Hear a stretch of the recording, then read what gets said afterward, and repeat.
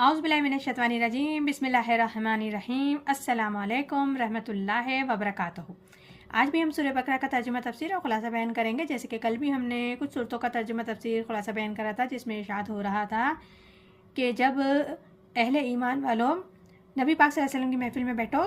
اگر تم سے کچھ جب وہ نبی صلی اللہ علیہ وسلم خطاب کر رہے ہوں، بیان کر رہے ہوں، کچھ بتا رہے ہوں اور تمہارے سننے میں کچھ مسٹیک ہو جائے، تم بھول جاؤ،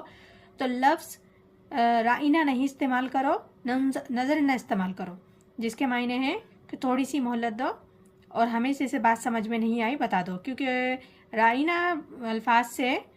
کافر اور مشرکین لوگ کچھ اور ترجمہ لے کر، یعنی کہ چراہوا گاہ، یعنی کہ یہ ترجمہ لے کر اور دل میں خوش ہوتے تھے کہ ہم برا بھلا کہہ رہے ہیں، کہ محفل میں بھی بیٹھے ہیں نبی پاک